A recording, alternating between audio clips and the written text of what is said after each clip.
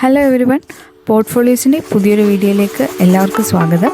കഴിഞ്ഞ ആഴ്ചയിൽ മാർക്കറ്റ് പരിശോധിക്കുകയാണെങ്കിൽ മൺഡേ നിഫ്റ്റി ഓപ്പൺ ചെയ്തത് 24,371 തേഴ്സ്ഡേ ക്ലോസ് ചെയ്തിരിക്കുന്നത് 24,631.3 തുടർച്ചയായ 6 നെഗറ്റീവ് ക്യാൻഡിൽസ് ആണ് വീക്ക്ലി ചാർട്ടിൽ നിഫ്റ്റിയുടെ കേസിൽ കാണാൻ സാധിക്കുന്നത്.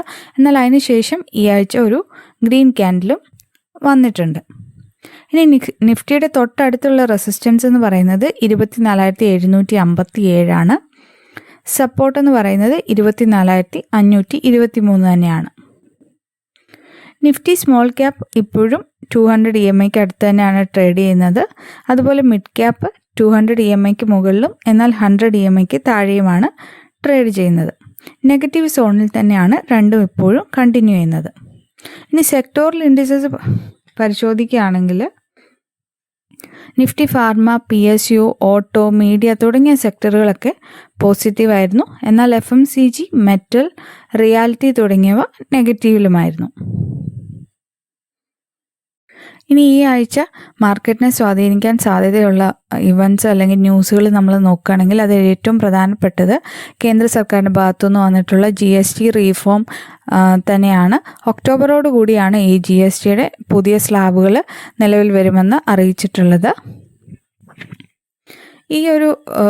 ഇത് നിലവിൽ വരുന്നതോടുകൂടി, പുതിയ സ്ലാബുകൾ നിലവിൽ വരുന്നതോടുകൂടി നികുതി കുറയുകയും അതുപോലെ സാധനങ്ങളുടെ വില കുറയാനും ചാൻസ് ഉണ്ടാവും.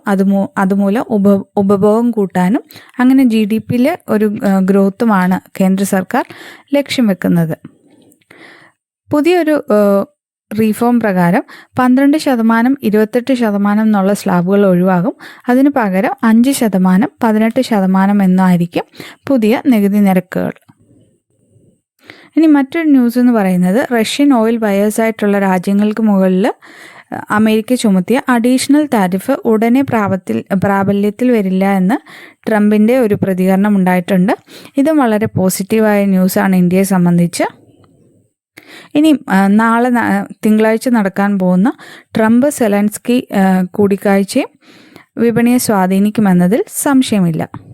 ഇനി മറ്റൊരു ഇമ്പോർട്ടൻ്റ് ആയിട്ടുള്ള ന്യൂസ് എന്ന് പറയുന്നത് S&P ഗ്ലോബൽ ഇന്ത്യയുടെ ലോങ് ടൈം സോവേറിയൻ ക്രെഡിറ്റ് റേറ്റിംഗ് 18 വർഷത്തിന് ശേഷം ഉയർത്തിയിരിക്കുന്നു എന്നതാണ്. 2007 ശേഷം ഇത് ആദ്യമായാണ് ഇന്ത്യയുടെ ക്രെഡിറ്റ് റേറ്റിംഗ് ഈ ഒരു ഏജൻസി ഉയർത്തിയിരിക്കുന്നത്. ഇതുകൂടാതെ SBI, ICICI, HDFC bank, axis bank, Kotak Mahindra bank, union bank of India, Indian bank തുടങ്ങി 7 ബാങ്കുകളുടെയും ചില ധനകാര്യ സ്ഥാപനങ്ങളുടെയും ക്രെഡിറ്റ് റേറ്റിംഗും S&P ഗ്ലോബൽ ഉയർത്തിയിട്ടുണ്ട്. ഇതും ഇന്ത്യയെ സംബന്ധിച്ച് വളരെ പോസിറ്റീവായ കാര്യമാണ്. അതുകൊണ്ട് അതും മാർക്കറ്റിനെ സ്വാധീനിക്കുമെന്നതിൽ സംശയമില്ല. എന്നിരുന്നാലും ഇപ്പോഴും നിങ്ങൾ വളരെ സെക്ടർ സ്പെസിഫിക്കും സ്റ്റോക്ക് സ്പെസിഫിക് ആയിട്ടുള്ള ട്രേഡുകൾ മാത്രം എടുക്കാൻ ശ്രദ്ധിക്കുക. ഇനി നിങ്ങളുടെ ഇൻവെസ്റ്റ്മെൻറ്റ് സംബന്ധമായ എന്ത് സംശയങ്ങൾക്കും ഞങ്ങളെ താഴെ കാണുന്ന നമ്പറിൽ സമീപിക്കാവുന്നതാണ്.